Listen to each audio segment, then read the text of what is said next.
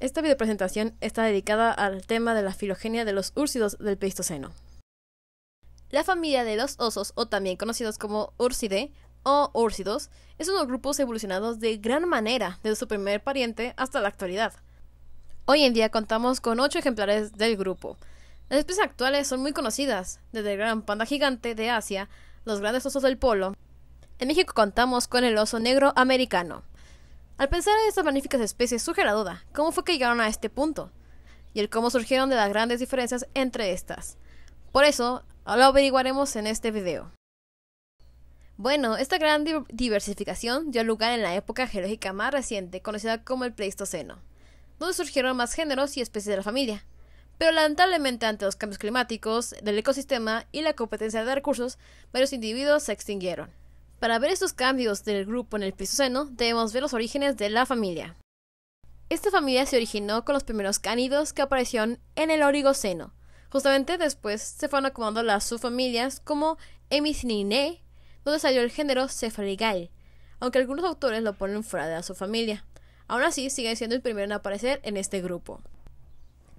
Al inicio del Mioceno surgió la segunda subfamilia Agrioterinae, y el género que diversificó a todos los demás, siendo Ursabus, ya que dio lugar a los demás subfamilias como Agrioterinae y los géneros de Indractos y Agriotherium, que se extinguieron al inicio del Plioceno, más las subfamilias Halioporidae, Thermactinae y Orcinae, siendo las que más se fueron diversificando hasta la actualidad. Esta imagen nos muestra todo el cambio y evolución que dio la familia Ursidos, desde el Oligoceno hasta el Eoceno, que es la actualidad. Justamente para este punto, ya varios individuos se encontraron en la época del Pleistoceno. Muchos se localizan en gran parte de los continentes, siendo Europa, Asia y América del Norte y Sur. En la imagen se nos muestra la distribución de las subfamilias en la época. Con esto podemos percatarnos del gran cambio adaptativo que tuvieron las especies para el cambio de clima y hábitos alimenticios entre ellos. También aquí se notan los cambios morfológicos, principalmente en el tamaño. Por como se muestran los fósiles, sabemos que las especies iniciaron siendo tamaños reducidos o pequeños. Para cuando pasó el tiempo, ya eran tamaños grandes. Para proseguir con la presentación, nos enfocaremos de manera en que se puedan ver las especies de cada subfamilia por lo que pasaron por el Pleistoceno. Primero contamos con la subfamilia Halioporida, que se divide en dos especies. Haliopodea microta, siendo una especie primitiva que se extinguió durante el Pleistoceno. En la imagen inferior podemos ver una representación de cómo se veía la especie. Y la siguiente especie es Haliopodea melaneuca, siendo la más grande que se conoce hoy en día, siendo el panda gigante. La extinción de la especie microta fue por el cambio climático del Pleistoceno. Desde ese punto, el panda evolucionó de manera rápida, explicando sus diferencias morfológicas y comportamiento.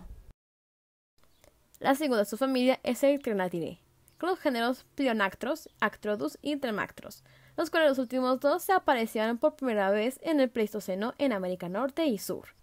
Para el género Actrodus aparecieron 5 especies en el periodo del Pleistoceno, apareciendo Actrodus pristinus y Simus, localizados en el norte de América, y Actrodus bonaerensis, Ampavarus y Brasilensis, localizados en América del Sur.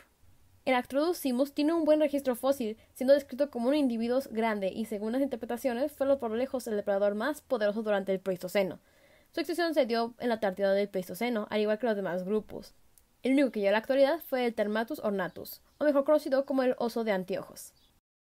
La tercera subfamilia y por último de los grupos más evolucionados fue el Ursinae, reconociendo 3 géneros actualmente, siendo el Medersus, que es el oso besudo, el Actros, el oso malayo, y Ursus, que donde se encuentra el oso polar, el oso asiático negro, oso pardo, oso negro americano y los demás.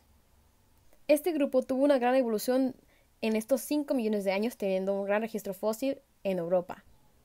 La especie Ursus minimus dio lugar a demás especies de expandirse y dio lugar al primer miembro de la subfamilia Ursus minimus en Asia y en América.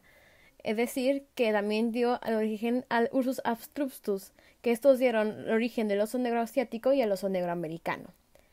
El Ursus tibetanus se extendió en toda Europa a mediados del Pleistoceno, con restos encontrados en varios países, mientras que el oso negro, sus fósiles son mucho más comunes en el Pleistoceno y encontrándolos en Norteamérica.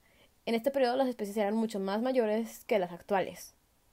El Ursus minimus también dio lugar a la especie de Ursus extractus, que es conocido como el oso cavernario a inicios del Pleistoceno. Se tuvo un desarrollo impresionante durante el Pleistoceno superior, hasta su extinción, y dio origen al oso pardo en Asia, siendo los fósiles más antiguos, y algunos registros lo identifican en el Pleistoceno en Gran Bretaña. Mientras que en Europa evolucionaron las especies, en Asia se mantuvieron los caracteres carnívoros iniciales del Ursus actros. Este invade Europa y la coloniza totalmente, lo que también ocurre en el litoral mediterráneo africano y con América del Norte. En áreas cercanas al litoral mediterráneo aparece el oso pequeño talla de dentición Urus mediterraneus, pero que lamentablemente se perdió a mediados del Pleistoceno. El oso polar fue el ancestro de Ursus extractus, teniendo conexión directa con el Ursus actros. Durante el Pleistoceno evolucionó de manera rápida ante el nuevo hábitat, al igual que el panda, y igual que el oso malayo y el oso besudo, siguieron con las mismas tendencias al evolucionar de manera rápida y directa. Con esto podemos ver todo el progreso que avanzó la familia en cada lapso de tiempo. El Pleistoceno fue el punto más alto de la familia, y todo eso lo sabemos gracias a los fósiles que se han registrado y se han recolectado desde ese entonces. Podemos ver cómo emergió y darnos una idea de cómo fue cambiando las características de cada individuo, y las adaptaciones que tuvieron que pasar ante el clima y el constante cambio de hábitats, al querer dominar, más que nada al dominar los continentes que se encuentran hoy en día.